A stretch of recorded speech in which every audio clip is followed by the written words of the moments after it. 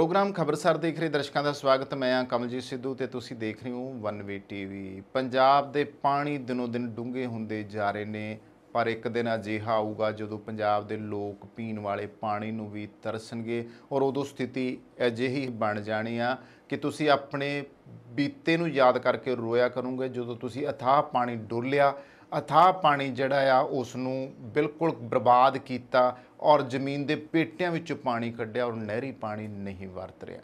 पंजाब दे लोकां ने जे झोना बीजना बंद ना कीता ते आउण वालियां सदियां दे विच तां बड़ी दूर दी गल है आ कुछ सालां दे विच लोक जिहड़े आ वो पानी पीण लई भी तरस जाणगे। जी हाँ, ये स्थिति आ और इस दे बारे दुनिया भर दियां जिहड़ियां आ ਵੱਖ-ਵੱਖ संस्थावां जिहड़ियां पाणीਆਂ उत्ते काम करदियां पईयां ने उन्हां ने गल कीती आ, WHO ने गल कीती आ और नासा ने भी गल कीती आ। तो मैं दस देना चाहूँगा कि फसली वन विभिन्नता बारे पंजाब सरकार, खेतीबाड़ी यूनिवर्सिटी, किसान जथेबंदियां अते माहरां वल्लों जताई जा रही चिंता पिछे जिहड़ा मुख कारण यह है कि जिहड़ा धरती हेठले पानी दा पੱਧਰ तेजी दे नाल डिग रहा दस्सिया जा रहा है। केंद्री भू जल बोर्ड, पंजाब सरकार अते नासा वर्गियां कौमांतरी एजेंसियां दे अंकड़िਆਂ ਤੋਂ स्पष्ट है सारियां गल्लां कि जे पंजाब दे विच कणक झोने दा फसली चक्कर खास करके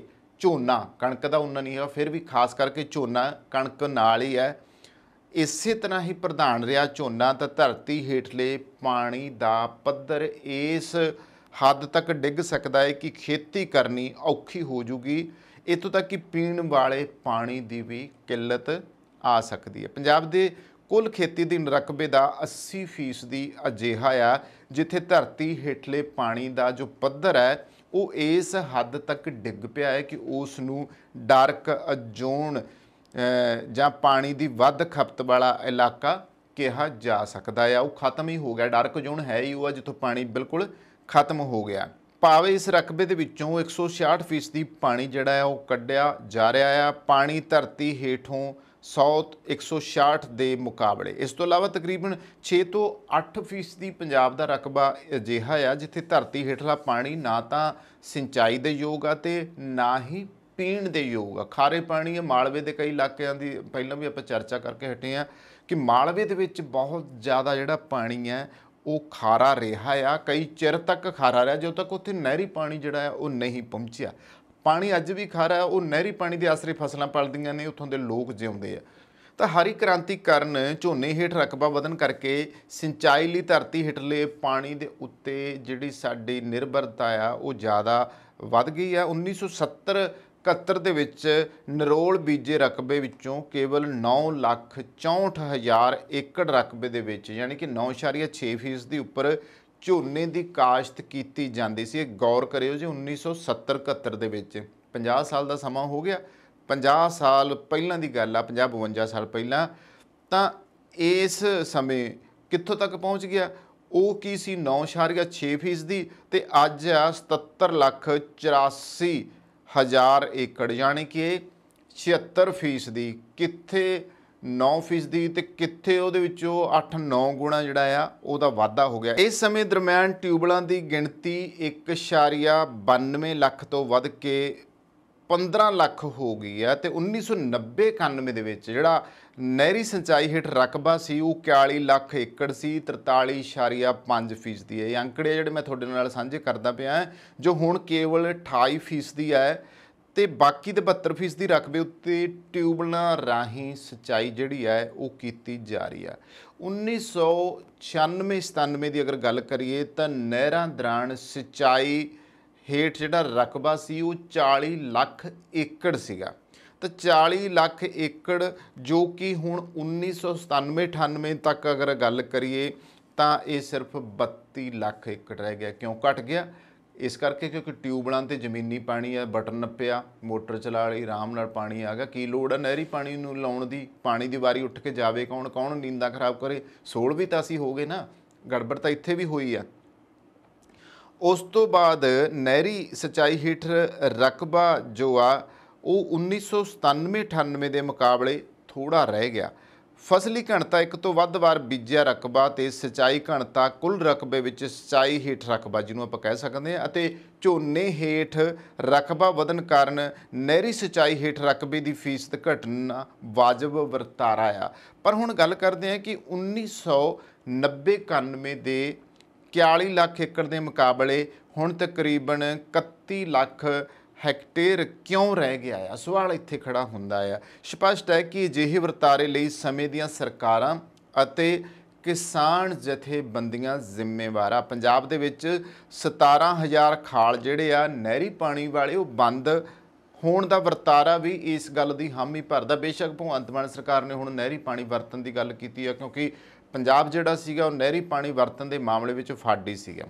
ਤਾਂ ਪਾਣੀ ਦਾ ਪੱਧਰ ਨੀਵਾਂ ਜਾਣ ਕਾਰਨ ਮੋਟਰਾਂ ਦੀ ਜਿਹੜੀ ਹਾਰਸ ਪਾਵਰ ਆ ਅਤੇ ਮੱਛੀ ਮੋਟਰਾਂ ਦੀ ਜਿਹੜੀ ਡੂੰਘਾਈ ਵਧਣ ਨਾਲ ਖੇਤੀ ਖੇਤਰ ਵਿੱਚ ਬਿਜਲੀ ਦੀ ਖਪਤ ਜਿਹੜੀ ਆ 1970-71 ਦੇ ਮੁਕਾਬਲੇ 4,634 ਲੱਖ ਯੂਨਿਟ ਦੇ ਮੁਕਾਬਲੇ ਤਕਰੀਬਨ ਜਿਹੜੀ ਆ 1,18,000 ਯੂਨਿਟ ਲਗਭਗ, ਯਾਨੀ ਕਿ 24.47% ਜਿਹੜੀ ਆ ਉਹ ਵੱਧ ਹੋ ਗਈ ਹੈ। ਨਾਲ ਹੀ ਬਿਜਲੀ ਸਬਸਿਡੀ ਵੀ ਵੱਧ ਰਹੀ ਆ ਤੇ ਪਿਛਲੇ 50 ਸਾਲਾਂ ਦਾ ਜੇ ਅਗਰ ਧਿਆਨ ਮਾਰਿਆ ਜਾਵੇ ਫਸਲਾਂ ਦੇ ਕੁੱਲ ਰਕਬੇ ਤੇ ਤਾਂ ਤਕਰੀਬਨ 38% ਦਾ ਵਾਧਾ ਹੋਇਆ, ਜਦੋਂ ਕਿ ਟਿਊਬਲਾਂ ਦੀ ਗਿਣਤੀ ਵਿੱਚ ਤਕਰੀਬਨ 681% ਵਾਧਾ ਹੋਇਆ। 50 ਸਾਲਾਂ ਵਿੱਚ ਝੋਨੇ ਹੇਠ ਰਕਬੇ ਵਿੱਚ ਤਕਰੀਬਨ 700% ਵਾਧਾ ਹੋਇਆ। ਸਪਸ਼ਟ ਹੈ ਕਿ ਫਸਲਾਂ ਅਧੀਨ ਕੁੱਲ ਰਕਬੇ ਦੇ ਵਿੱਚ ਵਾਧੇ ਦੇ ਮੁਕਾਬਲੇ ਖੇਤੀ ਖੇਤਰ ਵਿੱਚ ਟਿਊਬਲਾਂ ਦੀ ਗਿਣਤੀ ਅਤੇ ਬਿਜਲੀ ਦੀ ਖਪਤ ਜਿਹੜੀ ਆ ਉਹ ਬਹੁਤ ਜ਼ਿਆਦਾ ਵਧੀ ਆ। ਬਾਕੀ ਰਾਜਾਂ ਦੇ ਮੁਕਾਬਲੇ ਪੰਜਾਬ ਵਿੱਚ ਪ੍ਰਤੀ ਕਿਲੋ ਚੌਲਾਂ ਦੇ ਉਤਪਾਦਨ ਪਿੱਛੇ ਪਾਣੀ ਦੀ ਖਪਤ ਜਿਹੜੀ ਹੈ ਉਹ ਕਾਫੀ ਜ਼ਿਆਦਾ ਵਧੀ ਹੈ। ਬਾਕੀ ਰਾਜਾਂ ਦੇ ਮੁਕਾਬਲੇ ਪੰਜਾਬ ਦੇ ਵਿੱਚ ਪ੍ਰਤੀ ਕਿਲੋ ਚੌਲਾਂ ਦੇ ਪੈਦਾਵਾਰ ਪਿੱਛੇ ਪਾਣੀ ਦੀ ਖਪਤ ਜਿਹੜੀ ਹੈ ਉਹ ਕਾਫੀ ਜ਼ਿਆਦਾ ਆ। ਪੰਜਾਬ 'ਚ ਝੋਨੇ ਦੀ ਫਸਲ ਪਾਲਣ ਵਿੱਚ ਪਾਣੀ ਦੀ ਕੁੱਲ ਖਪਤ ਜਿਹੜੀ ਹੈ ਤਕਰੀਬਨ 83 ਤੋਂ 85% ਕੇਂਦਰੀ ਭੰਡਾਰ ਨੂੰ ਜਾ ਰਿਹਾ ਹੈ। ਤੇ ਕਮਾਲ ਦਾ ਵਰਤਾਰਾ ਹੈ ਕਿ ਪੰਜਾਬ ਚੌਲਾਂ ਦੇ ਰੂਪ ਵਿੱਚ ਆਪਣੀ ਧਰਤੀ ਹੇਠਲਾ ਪਾਣੀ ਤੇ ਬਿਜਲੀ ਕੇਂਦਰੀ ਅੰਨ ਭੰਡਾਰ ਵਿੱਚ ਆਪਣਾ ਯੋਗਦਾਨ ਰਾਹੀਂ ਦੂਜੇ ਸੂਬਿਆਂ ਨੂੰ ਭੇਜ ਰਿਹਾ। ਇਹੀ ਪੰਜਾਬ ਦੀ ਤਰਾਸਦਿਕ ਸਥਿਤੀ ਹੈ। ਇਸ ਸਥਿਤੀ ਦੀ ਵਜ੍ਹਾ ਕਰਕੇ ਹੀ ਪੰਜਾਬ ਦੇ ਲੋਕਾਂ ਦੀ ਇਸ ਕੁਰਬਾਨੀ ਨੂੰ ਵੀ ਕੋਈ ਵੇਖ ਨਹੀਂ ਰਿਹਾ। ਕੇਂਦਰ ਤਾਂ ਜਮੇ ਨਹੀਂ ਦੇਖਦਾ, ਫਿਰ ਵੀ ਕਿਸਾਨਾਂ ਨਾਲ ਧੱਕਾ, ਕਿਸਾਨੀ ਨਾਲ ਧੱਕਾ, ਪੰਜਾਬ ਨਾਲ ਧੱਕਾ, ਬਹੁਤ ਸਾਰੀਆਂ ਚੀਜ਼ਾਂ ਜਿਹੜੀਆਂ ਆ ਉਹ ਕੇਂਦਰ ਦੱਬ ਕੇ ਬੈਠ ਜਾਂਦਾ ਆ, ਪੰਜਾਬ ਨੂੰ ਦਿੱਤੀਆਂ ਨਹੀਂ ਜਾਂਦੀਆਂ। ਪੰਜਾਬ ਨਾਲ ਨਿਆਂ ਨਹੀਂ ਹੋ ਰਿਹਾ ਗਾ। ਫਸਲੀ ਵੰਨ ਸੁਵੰਨਤਾ ਦੀ ਲੋੜ ਨੂੰ ਮਹਿਸੂਸ ਕਰਦਿਆਂ ਪੰਜਾਬ ਸਰਕਾਰ ਦੁਆਰਾ 1986 ਅਤੇ 2002 ਵਿੱਚ ਪ੍ਰੋਫੈਸਰ ਸਰਦਾਰਾ ਸਿੰਘ ਜੌਹਲ ਦੀ ਪ੍ਰਧਾਨਗੀ ਹੇਠ ਇੱਕ ਮੀਟਿੰਗ ਜਿਹੜੀ ਆ ਉਹ ਹੋਈ ਸੀਗੀ। ਇਹਦੇ ਵਿੱਚ ਕੁਝ ਕਮੇਟੀਆਂ ਜਿਹੜੀਆਂ ਸੀਗੀਆਂ ਉਹ ਬਣਾਈਆਂ ਗਈਆਂ ਸੀ, ਜਿਨ੍ਹਾਂ ਨੇ ਇਹ ਗੱਲ ਕੀਤੀ ਸੀ ਕਿ ਜੇ ਫਸਲੀ ਵੰਨ ਸੁਵੰਨਤਾ ਬਾਰੇ ਅਹਿਮ ਸੁਝਾਵਾਂ ਦੇ ਨਾਲ ਝੋਨੇ ਹੇਠੋਂ ਰਕਬਾ ਘਟਾਉਣ ਉੱਪਰ ਵੀ ਜ਼ੋਰ ਦੇ ਦਈਏ ਤਾਂ ਫਾਇਦਾ ਹੋ ਜਾਊਗਾ। ਕੇਂਦਰ ਸਰਕਾਰ ਵੀ 2010 ਤੋਂ ਲਗਾਤਾਰ ਪੰਜਾਬ ਨੂੰ ਝੋਨੇ ਹੇਠ ਰਕਬਾ ਘਟਾਉਣ ਦੀ ਹਦਾਇਤ ਦੇ ਰਹੀ ਹੈ, ਕਿਉਂਕਿ ਦੇਸ਼ ਨੂੰ ਹੁਣ ਪੰਜਾਬ ਦੇ ਚੌਲਾਂ ਦੀ ਬਹੁਤ ਘੱਟ ਲੋੜ ਹੈ। ਪਰ ਕੇਂਦਰ ਸਰਕਾਰ ਇਹ ਕਿਉਂ ਭੁੱਲ ਗਈ ਹੈ ਕਿ ਪੰਜਾਬ ਵਿੱਚ ਝੋਨੇ ਦੀ ਖੇਤੀ ਨੂੰ ਉਤਸ਼ਾਹਿਤ ਕਰਨ ਪਿੱਛੇ ਦੇਸ਼ ਦੀ ਭੁੱਖਮਰੀ ਮਿਟਾਉਣ ਲਈ ਅਨਾਜ ਦੀ ਲੋੜ ਨੂੰ ਪੂਰਾ ਕਰਨ ਲਈ ਕੇਂਦਰ ਸਰਕਾਰ ਦੀਆਂ ਨੀਤੀਆਂ ਜਿਹੜੀਆਂ ਉਹ ਜ਼ਿੰਮੇਵਾਰ ਆ। ਕੇਂਦਰ ਸਰਕਾਰ ਆਪਦੀ ਪੀੜ੍ਹੀ ਥੱਲੇ ਸੋਟਾ ਤਾਂ ਮਾਰ ਕੇ ਵੇਖੇ। ਹੁਣ ਜਦੋਂ ਪੰਜਾਬ ਦੀ ਖੇਤੀ ਅਤੇ ਕਿਸਾਨੀ ਸੰਕਟ ਵਿੱਚ ਹੈ ਤਾਂ ਫਸਲੀ ਵੰਨ ਸੁਵੰਨਤਾ ਲਈ ਠੋਸ ਨੀਤੀਆਂ ਬਣਾਉਣ ਦੀ ਥਾਂ ਜਾਂ ਤਾਂ ਪ੍ਰਵਚਨ ਕੀਤੇ ਜਾ ਰਹੇ ਆ ਜਾਂ ਫਿਰ ਪੰਜਾਬ ਦੀ ਬਾਂਹ ਮਰੋੜੀ ਜਾ ਰਹੀ ਹੈ। ਹਰੀ ਕ੍ਰਾਂਤੀ ਤੋਂ ਲੈ ਕੇ ਹੁਣ ਤੱਕ ਕੇਵਲ ਕਣਕ ਝੋਨੇ ਦੇ ਝਾੜ ਅਤੇ ਉਤਪਾਦਨ ਵਧਾਉਣ ਉੱਤੇ ਜ਼ੋਰ ਦਿੱਤਾ ਗਿਆ ਆ ਤੇ ਸਰਕਾਰ ਦੀਆਂ ਹੁਣ ਤੱਕ ਦੀਆਂ ਜਿਹੜੀਆਂ ਸਾਰੀਆਂ ਨੀਤੀਆਂ ਦੀ ਆਪਾਂ ਗੱਲ ਕਰੀਏ ਨਾ, ਜਿਵੇਂ ਕਿ ਕਣਕ ਝੋਨੇ ਦੇ ਘੱਟੋ ਘੱਟ ਸਮਰਥਨ ਮੁੱਲ ਤੇ ਸਰਕਾਰੀ ਖਰੀਦ ਕਰਨਾ, ਮੁਫਤ ਬਿਜਲੀ ਆਦਿ, ਤਾਂ ਫਸਲੀ ਵੰਨ ਸੁਵੰਨਤਾ ਦੇ ਬਿਲਕੁਲ ਉਲਟ ਹੀ ਭੁਗਤ ਰਹੀਆਂ ਨੇ। ਫਸਲੀ ਵੰਨ ਸੁਵੰਨਤਾ ਲਈ ਜ਼ਰੂਰੀ ਹੈ ਕਿ ਸਰਕਾਰ ਸਾਰੀਆਂ ਫਸਲਾਂ ਜਿਨ੍ਹਾਂ ਲਈ ਕੇਂਦਰ ਸਰਕਾਰ ਘੱਟੋ ਘੱਟ ਸਮਰਥਨ ਮੁੱਲ ਦੀ ਸਿਫਾਰਿਸ਼ ਕਰਦੀ ਹੈ ਦੇ ਸਮਰਥਨ ਮੁੱਲ ਦੀ ਜਿਹੜੀ ਖਰੀਦ ਹੈ ਉਹ ਯਕੀਨੀ ਬਣਾਵੇ। ਕਿਉਂਕਿ ਗੱਲ ਕਿਸਾਨ ਅਗਰ ਬੀਜਦਾ ਵਨਸਵੰਤਮ ਨਹੀਂ ਆਉਣਾ, ਅਸੀਂ ਮੂੰਹ ਭਰ ਕੇ ਕਹਿ ਦਿੰਦੇ ਆ, ਪਰ ਮੰਡੀਕਰਨ ਨਹੀਂ ਹੈਗਾ, MSP ਨਹੀਂ ਹੈਗੀ। ਮੰਡੀਕਰਨ ਮਿਲ ਜੇ, MSP ਮਿਲ ਜੇ ਤਾਂ ਇਹ ਯਕੀਨੀ ਬਣਾਵੇ ਤਾਂ ਫਿਰ ਕੋਈ ਦਿੱਕਤ ਨਹੀਂ, ਪੰਜਾਬ ਬਚ ਸਕਦਾ ਆ। ਕਿਸਾਨਾਂ ਦੁਆਰਾ ਘੱਟੋ ਘੱਟ ਸਮਰਥਨ ਮੁੱਲ ਨੂੰ ਕਾਨੂੰਨੀ ਦਰਜਾ ਦੇਣ ਦੀ ਮੰਗ ਇਸ ਪ੍ਰਸੰਗ ਵਿੱਚ ਰੱਖ ਕੇ ਦੇਖਣ ਦੀ ਲੋੜ ਹੈ, ਕਿਉਂਕਿ ਘੱਟੋ ਘੱਟ ਸਮਰਥਨ ਮੁੱਲ ਆਧਾਰ ਕੀਮਤ ਜਾਂ ਸੂਚਕ ਕੀਮਤ ਹੈ।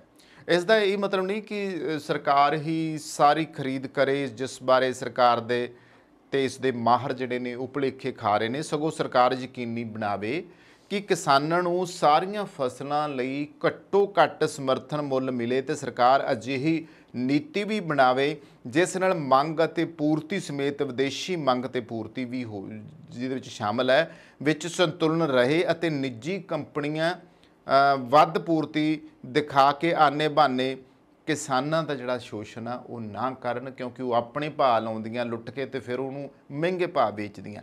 ਅਕਸਰ ਦੇਖਣ ਵਿੱਚ ਆਇਆ ਕਿ ਜਦੋਂ ਵੀ ਕੁਝ ਬਦਲਵੀਆਂ ਫਸਲਾਂ ਦੀ ਪੈਦਾਵਾਰ ਵੱਧਦੀ ਹੈ ਤੇ ਕਿਸਾਨ ਅਜਿਹੀਆਂ ਫਸਲਾਂ ਬਹੁਤ ਹੀ ਘੱਟ ਕੀਮਤ ਉੱਤੇ ਵੇਚਣ ਲਈ ਮਜਬੂਰ ਹੁੰਦੇ ਨੇ, ਜਿਸ ਕਾਰਨ ਕਈ ਵਾਰੀ ਤਾਂ ਜਿਹੜੀ ਪੈਦਾਵਾਰ ਲਾਗਤ ਆ ਉਹ ਵੀ ਪੂਰੀ ਨਹੀਂ ਹੁੰਦੀ। ਇਸ ਲਈ ਹਰ ਫਸਲ ਲਈ ਵਿਉਂਤਬੰਦੀ ਕਰਨ ਦੀ ਸਖਤ ਲੋੜ ਹੁੰਦੀ ਹੈ। ਇਸ ਲਈ ਮੰਡੀ ਦੇ ਭਵਿੱਖ ਵਾਲੇ ਉਤਰਾਅ ਚੜ੍ਹਾਅ ਬਾਰੇ ਜਾਣਕਾਰੀ ਵੀ ਜ਼ਰੂਰੀ ਹੈ। ਨਾਲ ਹੀ ਜਦੋਂ ਕਿਸੇ ਫਸਲ ਲਈ ਘੱਟੋ ਘੱਟ ਸਮਰਥਨ ਮੁੱਲ ਨਹੀਂ ਮਿਲਦਾ ਤਾਂ ਸਰਕਾਰ ਨੂੰ ਦਖਲ ਅੰਦਾਜ਼ੀ ਜਿਹੜੀ ਆ ਕਰਨੀ ਚਾਹੀਦੀ ਹੈ, ਯਾਨੀ ਕਿ ਖੁਦ ਖਰੀਦ ਕੇ ਸ਼ੁਰੂ ਕਰਕੇ ਕੀਮਤ ਜਿਹੜੀ ਆ ਉਹ ਸਥਿਰਤਾ ਫੰਡ ਜਿਹੜਾ ਹੈ ਬਣਾਉਣਾ ਚਾਹੀਦਾ ਆ।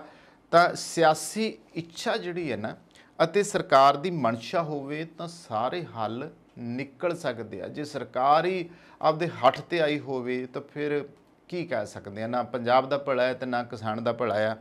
ਪੰਜਾਬ ਵਿੱਚ ਫਸਲੀ ਵੰਨ-ਸੁਵੰਨਤਾ ਦੀ ਸਖਤ ਲੋੜ ਹੈ, ਪਰ ਹੁਣ ਤੱਕ ਇਸ ਦੇ ਬਾਰੇ ਜਿਹੜਾ ਆ ਕੋਈ ਸੰਜੀਦਾ ਯਤਨ ਨਹੀਂ ਕੀਤੇ ਗਏ। ਕਈ ਵਾਰੀ ਤਾਂ ਇੰਜ ਲੱਗਦਾ ਹੈ ਕਿ ਸਰਕਾਰ ਕਿਸਾਨਾਂ ਤੋਂ ਹੀ ਫਸਲੀ ਵੰਨ-ਸੁਵੰਨਤਾ ਦੀ ਆਸ ਕਰਦੀਆਂ ਨੇ।